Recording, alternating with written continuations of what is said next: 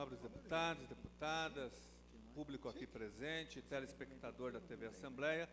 Na data de ontem, nós realizamos uma audiência pública na Comissão de Educação para discutir mais uma vez aqui na Assembleia Legislativa o não cumprimento pelo governo estadual, pelo governador Geraldo Alckmin, pela Secretaria Estadual de Educação, da Lei Federal 11.378, de 2008, que estabelece a jornada do piso salarial para os professores da rede estadual de ensino. O governo vem afrontando a legislação.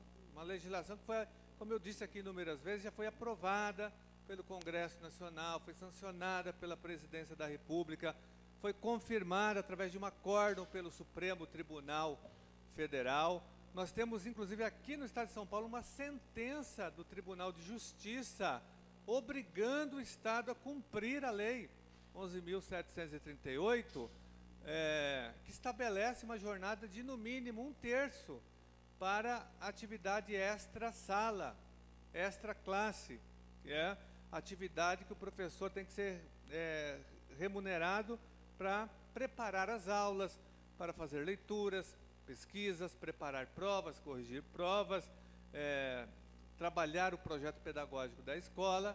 É o que várias redes do Brasil e do mundo têm. No entanto, no Estado de São Paulo, nós não atingimos ainda esse estágio.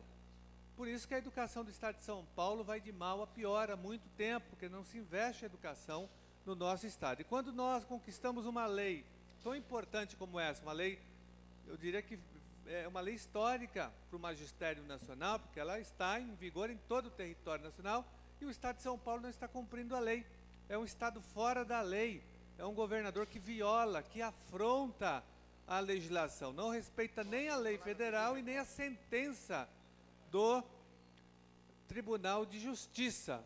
Mas é uma contradição também, porque esse mesmo governador que vive fora da lei, em relação a essa lei 11.738, também vive fora da lei em relação ao cumprimento da jornada da database salarial dos servidores públicos, que é a lei aprovada aqui dentro da Assembleia Legislativa em 2006, inclusive lei encaminhada pelo próprio governador Alckmin no seu primeiro mandato.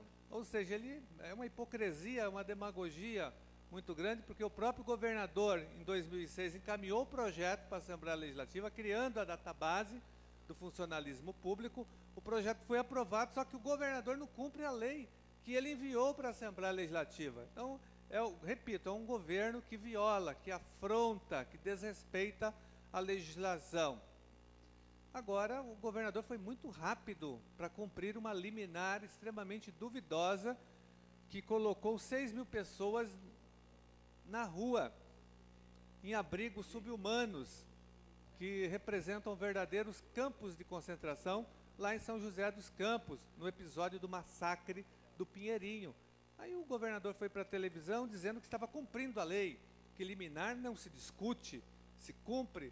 Mas por que o governador também não cumpre, então, a lei da jornada do piso? Engraçado, porque o mesmo governador que cumpriu rapidamente uma liminar a fim de colocar na rua, de desalojar 6.000 moradores, crianças, mulheres grávidas, idosos, em São José dos Campos, não cumpre a lei da database salarial. Então, para servir para a empresa falida do Nagy Narras, aquele que foi preso várias vezes, especulador financeiro, conhecido no Brasil e no mundo, procurado, preso, condenado já várias vezes, aí o governador foi lá e defendeu a massa falida do Nagy Narras, para beneficiar a especulação imobiliária, os empreiteiros de São José dos Campos. O governador foi rápido, não respeitou a dignidade da pessoa humana, não respeitou o direito à vida, o direito à moradia, mas respeitou o direito à propriedade privada do Nagy Narras. Agora, para cumprir a legislação aqui que pode melhorar a educação do Estado de São Paulo e melhorar a situação dos professores da rede estadual, o governador desrespeita, vive na ilegalidade. Então, nós discutimos isso e foi patética, senhor presidente, a posição dos representantes da Secretaria Estadual de Educação. que vieram aqui, nem o secretário não teve coragem aqui de fazer o debate. O secretário enviou os seus representantes, enviou a sua assessoria, que apresentou uma argumentação extremamente patética, reduzindo toda a discussão da jornada dos professores, da jornada dessa classe, a um malabarismo perverso e cínico do ponto de vista matemático e aritmético, tentando provar, né, o impossível de que o governo estava cumprindo a legislação, ou seja, violando e afrontando também o próprio espírito da lei, que tem como objetivo central oferecer qualidade de ensino nas nossas escolas. Por isso que a lei foi aprovada. O professor tem que ter tempo para preparar a aula. O professor não entra na sala de aula sem fazer as leituras, sem preparar a aula. Ele tem que preparar. E, nesse sentido, foi por isso que a lei foi aprovada. Agora, o governo desrespeita a lei, através da Secretaria Estadual de Educação. Nós já acionamos o Ministério Público Estadual, nós já apresentamos um projeto de lei aqui estabelecendo a jornada estadual para pressionar o governo a cumprir a lei. Estamos, senhor presidente, fazendo todas as gestões, todos os movimentos possíveis aqui, dentro e fora da Assembleia Legislativa. Agora, se o governador continuar intransigente e violando a legislação, haverá greve na rede estadual de ensino. O governador está empurrando os professores para uma nova greve da rede estadual de ensino. Então, é nesse sentido que nós aqui exigimos o cumprimento da lei, que o governador seja responsável e como governador tem que dar o exemplo e cumprir a lei, que ele cumpra a lei 11.738, estabelecendo 1/3 ou 33% da jornada de trabalho dos professores em atividade extra-sala, extra-classe, e cumpra também a determinação, a sentença que já foi ganha pelos professores no Tribunal de Justiça. E o governo está protelando, entrando com vários recursos jurídicos para não cumprir a sentença e nem a lei, senhor presidente. Então, é por isso que, provavelmente, se o governo não atender a legislação e atender essa reivindicação histórica dos professores, nós vamos ter greve já no início do ano letivo na rede estadual. Senhor presidente, nós ontem, então voltando aqui para não perder o fio da meada, em relação à audiência pública, além desse tema da jornada de trabalho dos professores da rede estadual, onde eu afirmei aqui que o governo descumpre a lei, afronta a legislação, prejudicando os professores e prejudicando 5 milhões de alunos da rede estadual de ensino, eu também fiz uma denúncia gravíssima em relação à superlotação de salas da rede estadual de ensino e trouxe um exemplo, inclusive uma cópia de um diário de classe de um professor de Taubaté, da Escola Estadual Monteiro Lobato.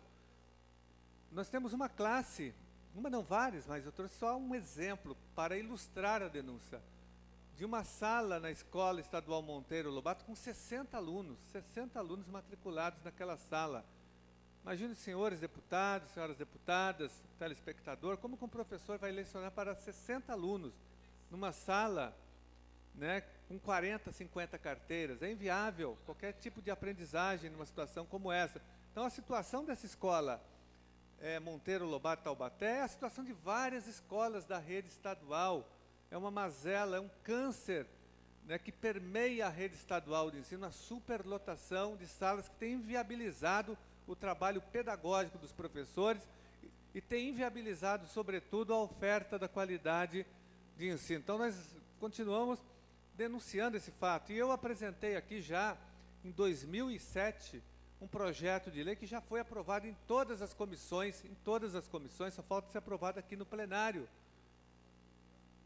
É um projeto de lei que estabelece o número máximo de alunos por sala, que acaba, na prática, com a superlotação de salas, estabelecendo um número máximo, porque não há número máximo hoje, não há legislação estipulando o número máximo. A sala de aula da rede estadual hoje pode ter 70, 80 alunos, porque não há limite, não há legislação versando sobre esse caso. Então, nesse sentido que o nosso projeto está aqui, pronto para ser votado, nós pedimos o apoio de todos os partidos, líderes partidários, deputados e deputadas, para que nós possamos, já que o governo não toma providência nenhuma em relação à educação, nós estamos apresentando propostas. Aqui nós denunciamos mas nós temos propostas, nós temos inúmeros projetos para melhorar a educação do Estado de São Paulo. Agora o governo não nos ouve e comete erros gravíssimos e criminosos contra a educação, né? Se tivesse nos ouvido, não teria aprovado a Lei 1093, que criou a quarentena para os professores. Então, leis absurdas já foram aprovadas aqui, que nós alertamos aqui a base do governo, os deputados do governo, essa lei vai prejudicar os professores. Então, muitas leis, inclusive, foram alteradas depois de aprovadas por conta do desastre que elas representaram. Agora, senhor presidente, então nós discutimos essa questão, nós fizemos essa denúncia da superlotação de salas, e eu gostaria de trazer ainda um tema que nós estamos discutindo aqui na Assembleia e pela imprensa também, das escolas de lata, das 70 escolas de lata da rede estadual de ensino, que nós já apresentamos a proposta aqui, para que o governador Alckmin faça substituição dessas escolas de lata por escolas de alvenaria, construindo. Ele diz que não tem terreno em alguns lugares, na região do Grajaú, Parelheiros, no Campo Limpo. Ele pode construir a escola no mesmo terreno onde tem a escola de lata, né?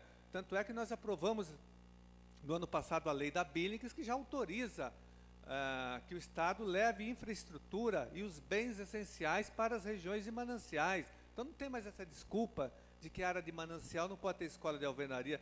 Aliás, nunca houve na prática uma afirmação do Ministério Público. Nós tivemos uma conversa com o Ministério Público do Meio Ambiente antes da aprovação da lei da Billings, e o Ministério Público negou que tenha dado essa orientação, que bem essencial tem que ser construído, mesmo em área de manancial, escola, hospital, saneamento básico, mesmo em área de manancial tem que ter escola, tem que ter hospital, né? O ser humano vale mais do que uma lei, do que uma determinação como essa. Mas agora não tem mais essa desculpa, porque tem a lei da Billings. E o governador não faz a substituição e nega que haja, senhor presidente, deputados, escolas de lata do Estado de São Paulo. Ontem, um jornalista indagou o governador e ele negou, ele falou que não existe escola de lata no Estado de São Paulo. Não existe. Ele fala que existe o projeto Nakamura, mas o projeto Nakamura é escola de lata. Nós já fotografamos, já provamos isso. É a escola de lata que ele dourou a pílula, enfeitou as escolas, fez a maquiagem das escolas de lata, mas é escola de lata, projeto Nakamura. São 70, senhor presidente. Agora o governador nega, além de não substituir, não leva nem a infraestrutura mínima. Nós também exigimos aqui, na semana passada, que o governador, no mínimo, para que tenha um mínimo de dignidade, coloque pelo menos ar-condicionado nas salas de aula das escolas de lata. É o mínimo que ele pode, já que não vai substituir por enquanto, porque nós já acionamos o Ministério Público. Nós vamos continuar lutando para que as 70 escolas de lata virem escolas de alvenaria, para que os nossos alunos sejam atendidos com dignidade, com humanidade, com decência, e os nossos profissionais da educação, os nossos professores, possam trabalhar de uma forma adequada, não em escolas de lata. Nesse calor, nós estamos no verão, então os alunos são torrados dentro daquelas salas, juntamente com os professores e funcionários. Então, o mínimo que o governador tem que fazer, enquanto não substitui as construções de lata por construções de alvenaria, é no mínimo instalar aparelhos de ar-condicionado em todas as salas, em todos os compartimentos das escolas de lata. Era isso, senhor presidente. Muito obrigado.